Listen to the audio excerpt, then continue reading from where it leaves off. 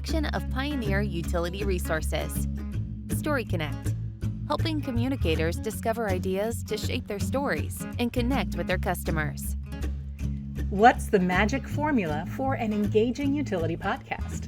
That's what we'll be talking about on this episode of the Story Connect podcast. Hi, I'm your host, Megan McCoy-No, one of the storytellers at Pioneer Utility Resources, and I am joined by Tiffany Trueblood, Senior Communications Specialist at Central Alabama Electric Cooperative. Tiffany, thank you so much for joining me today. Hey, I am so happy to be here because, one, I love you. You're my girl. And two, I love talking. This is like one of my favorite things to talk about. And if anyone knows me, they know I can talk about a lot. So I'm very excited. Well, I'm excited that you were able to join us because a lot of utility pioneers are talking about podcasts right now. I mean, they've been around for a while, right? But yeah. It's like they're having a moment. I'm not sure what changed, but more folks are thinking about starting podcasts. And earlier in 2023, you launched the Central Connection podcast, which is hosted by you and the lovely Beth Presley. You have published 6 episodes that I've seen, but I think you just finished your 7th episode yesterday. Yes. Do you have any regrets so far? Not one. I love it. It is so much fun. The incredible Beth Presley, my cohort in crime. She and I, we have so much fun with it. There's nothing, I actually, the only thing I regret is that we didn't do it sooner because it's great. It's engaging. It's fun. It lets us it's just wonderful. So no, not one single regret. Well, I have noticed that you and Beth use a lot of humor in your conversations, including, and I think this might be my favorite to date, relationship advice when breaking up with your water heater, which made my heart happy. How did you decide on this playful tone when approaching what could be seen as serious content? Well, we got the idea for the podcast. I want to go back a little bit.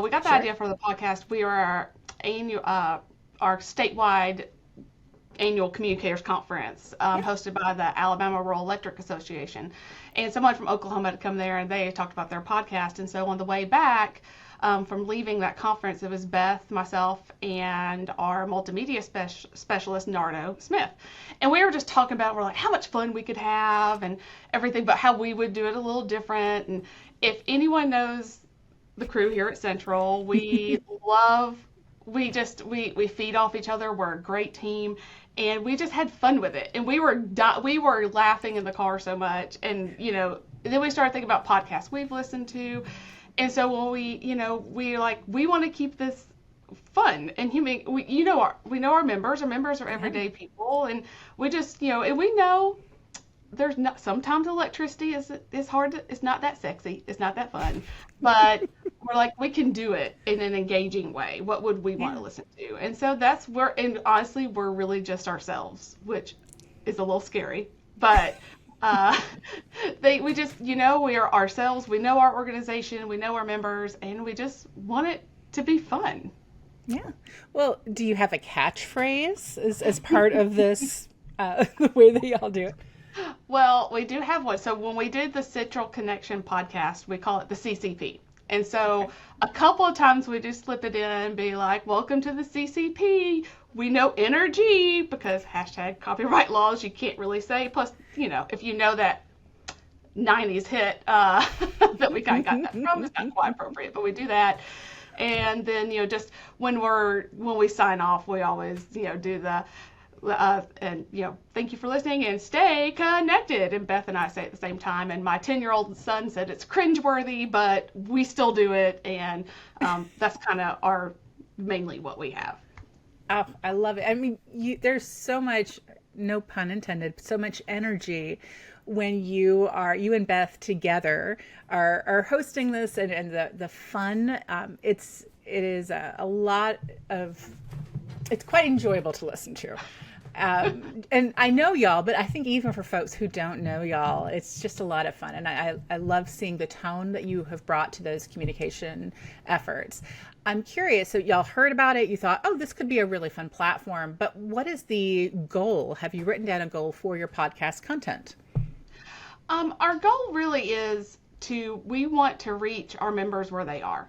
And today, there's so many different ways. I mean, we had talked about the other day, for the first time ever, we're really working with and serving 5 different generations of people right now. And it's a lot. Everything from people who still love to get their magazine to people who are on Facebook or, Twitter or YouTube or now Threads, which we're experimenting with. And then, and so when we're talking about this, like, this is a great way to reach people maybe with something they're not going to read. It's, if they don't want to read, they want to listen to something. So our goal is just to get things that are interesting and to let our members know things that are important to them, but also it's another great way to spread the cooperative message. And I think it's hard nowadays sometimes with newer generations coming in, they still think of us as just a power company, but this is a great way for us to explain in a personable way, no, you're part of something bigger, you're part of a co-op. And we have people from everywhere, all age groups. We had one of our linemen, we did a lineman tales, which is one of our most popular one, and the lineman was telling me, he's like, my Nana came up to me and said, I heard Kyle on that podcast, and he was like, Nana, you listen to a podcast? So it's just a great way to, communicators love to communicate. So yes, we just want to keep on going and keep getting our message out. I love that. And you mentioned the members as your core audience. I think, is there anyone else that you are trying to get to outside of your membership? Do your staff listen to it as well? I mean, how does that work? Yes, we have, we release it to our employees first. So before it gets publicized, we give a sneak peek to all our employees. We send them, say, hey, this is what it is. Listen to it. So they know what it is before, if someone mentions something, they know what it is. And then 2, it's so funny. Like when we did the first couple, we had employees come up and be like, I want to be on the podcast. And like, if anyone works in communications, what a win that is to have an employee come to you and say, I want to do this. And so that's how, we've actually, with the customer service one, it's something we knew we wanted to do, but one of the CSRs involved in that, she's like, I want to be on the podcast. I really, really do. So we're like, okay, let's build an episode around where we can get her on here. And so it's fun to hear our employees listen to it. Our board members listen to it. So it's really great to have all those people. And, a lot of our employees are our members, and people know them. So somebody's like our lineman's Nana, she listened to it because her grandson was on there. So it's just, it's fully engaging to everyone. And that's, keep it open, keep it broad, but make it something people want to listen to. Yeah. Well, a lot of popular podcasts have a formula, let's call it their secret sauce, if you will, that they follow each week.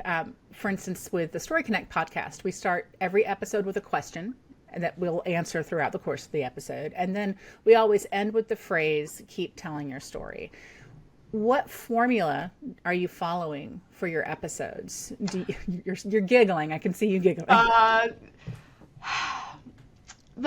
Okay, so we do, before we have the podcast, we do go through and have an outline of the subjects we want to cover. It's not a script, but it's just something, so if we ask somebody something and there's a particular point we know somebody needs to make, if they forget, then Beth or myself can go back and say, oh, well, what about this, whatever, work that back in.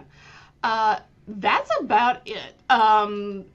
It is very unscripted. And the only thing is, Beth does the intro every time because her voice is magnificent for that. She does a great job at that.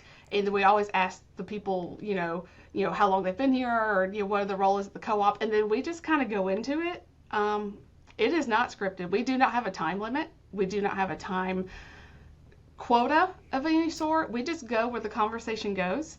And I think this actually kind of keeps it fun because like this last one we did with our CEO and a board member, we had this all labeled out, what we were going to do. And they kind of but it turned into the conversation and they just covered this, covered that.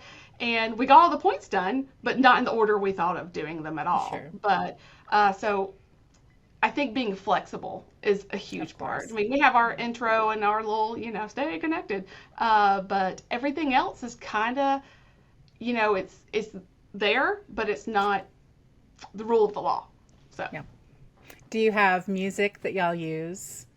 Yes, so we have our little intro jingle that's I'm not going to do it. Nobody wants to hear me.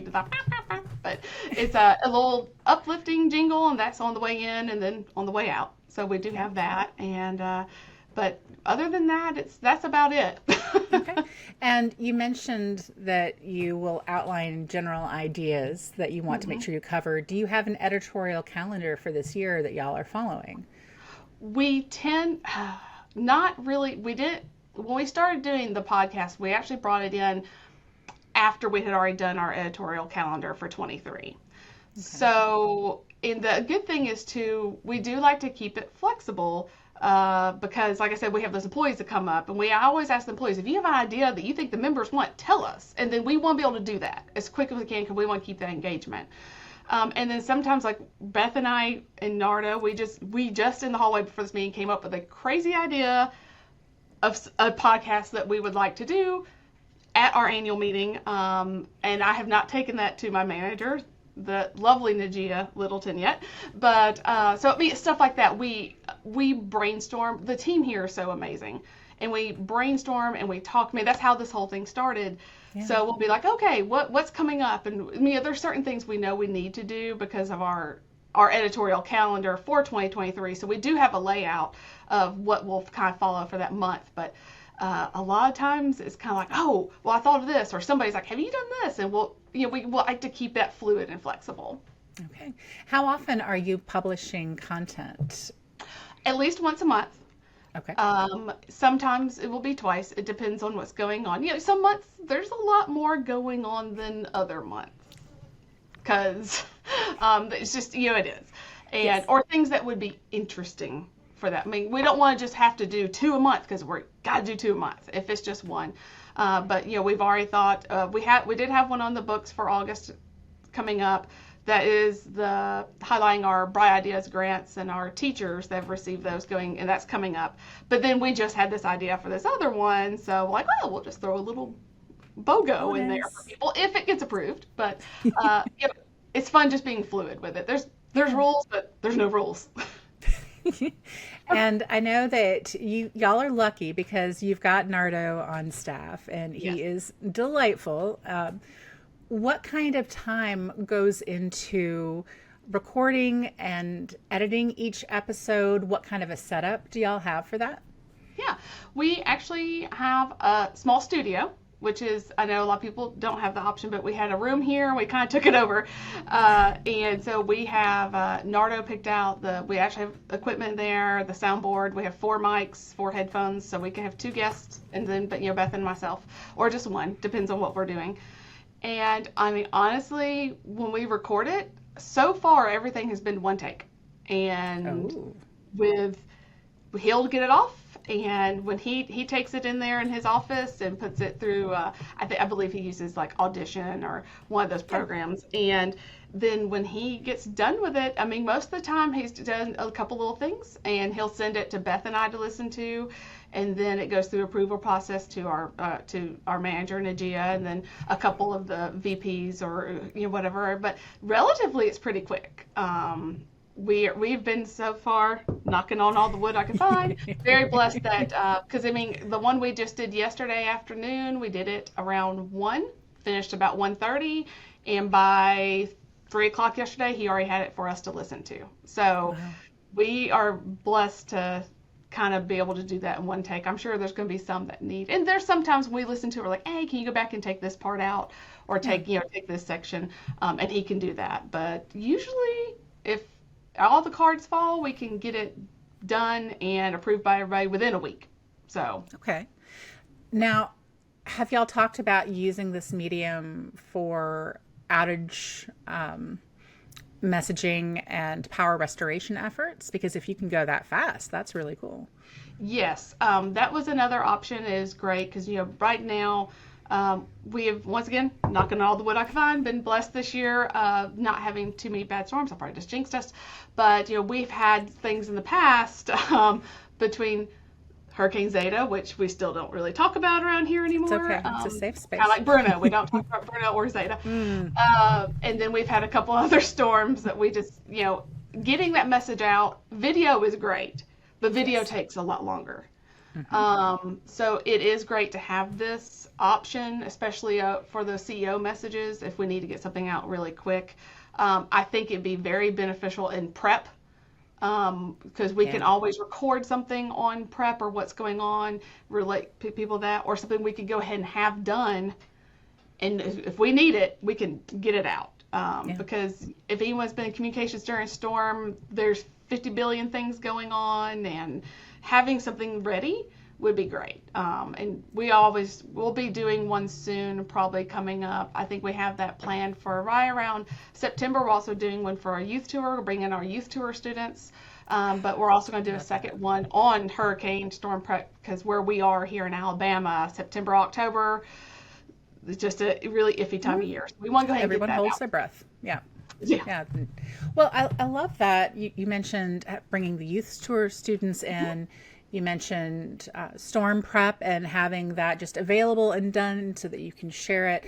And you've got some on, featuring your CSRs. We talked about the water heater breakup advice.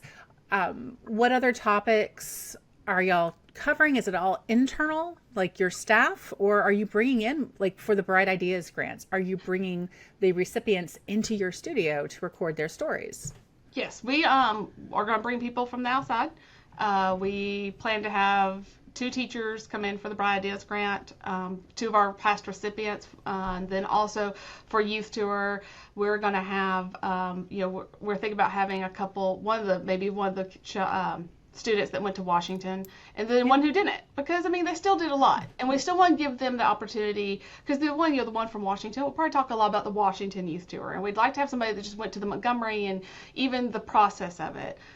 So we'd like to, it's another way to engage with those, because if everyone knows about youth tour, those are your cheerleaders, those are your best friends for life after this, and they all think it's amazing. When they heard we had a podcast, our youth tour kids are like, "What?" They're like, "We thought it was cool. You had Instagram." And they're like, "You have a podcast?" We're like, "Yeah, we're modern."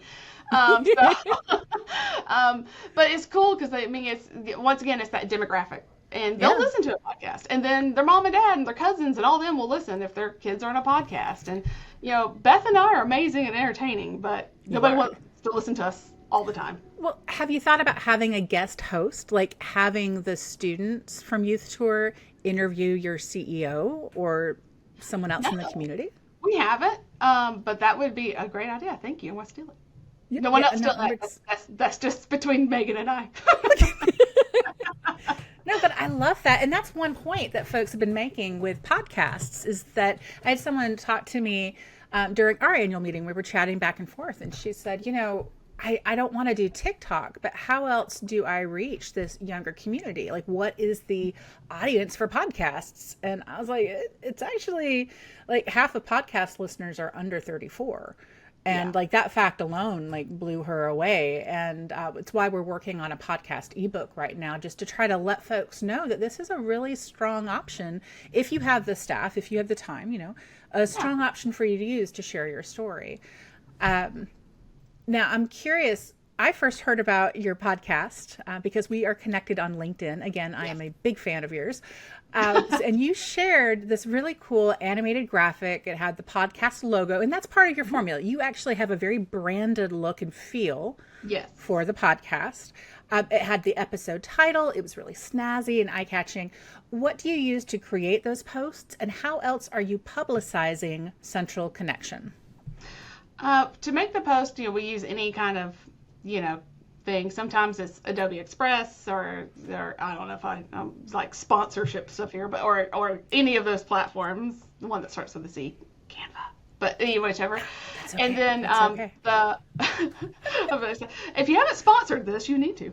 And then we actually use Buzzsprout is our online. That's where we publish the podcast to and everything. Mm-hmm.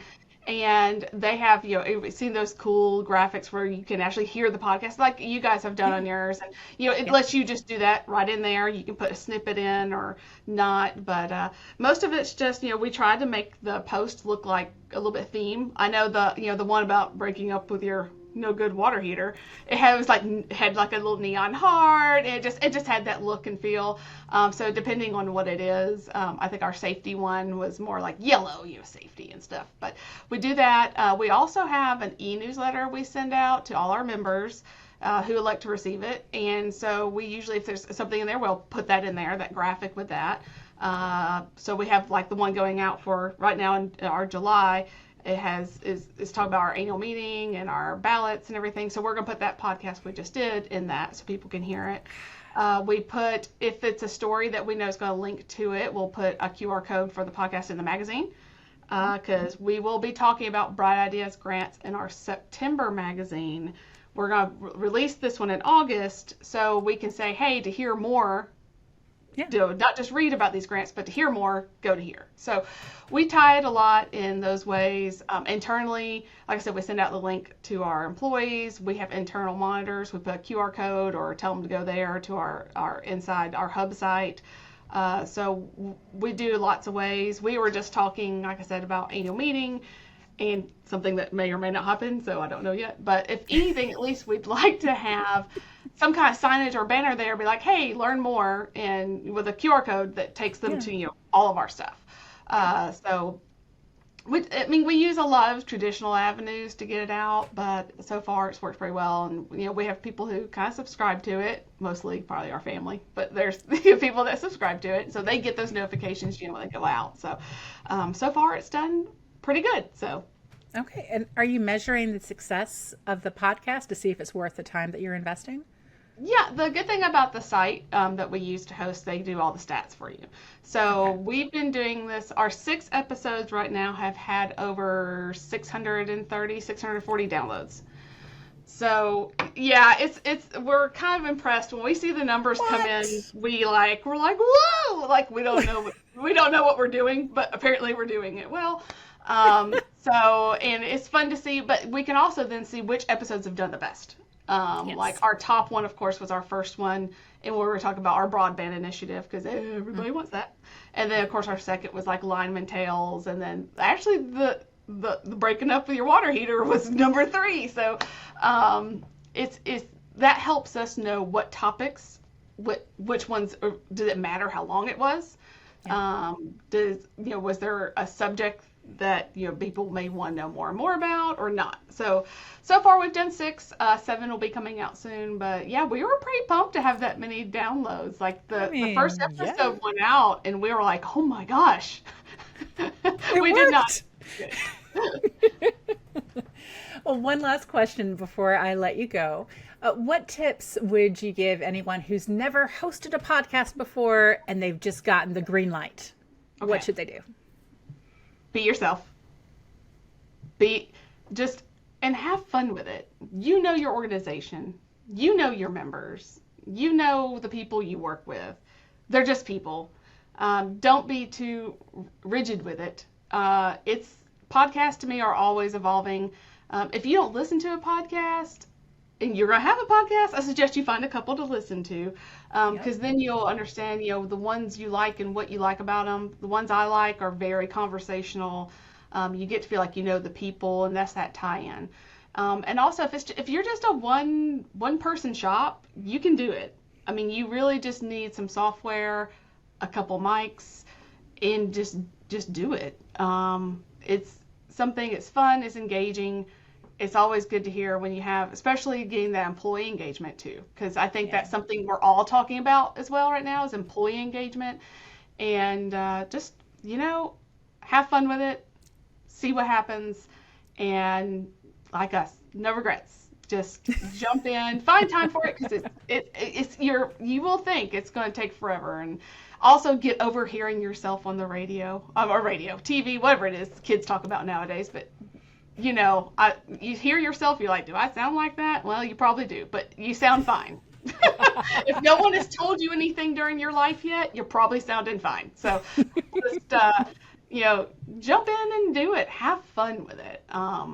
And yeah, have fun. I love that. Well, Tiffany, thank you so much for sharing your story and your formula for Magic Podcast success with Utility Pioneers. She is Tiffany Trueblood, the Senior Communications Specialist at Central Alabama Electric Cooperative, and I'm your host, Megan McCoy-No at Pioneer Utility Resources. And until we talk again, keep telling your story. Story Connect is produced by Pioneer Utility Resources, a communications cooperative that is built to share your story. Story Connect is engineered by Lucas Smith of Lucky Sound Studio.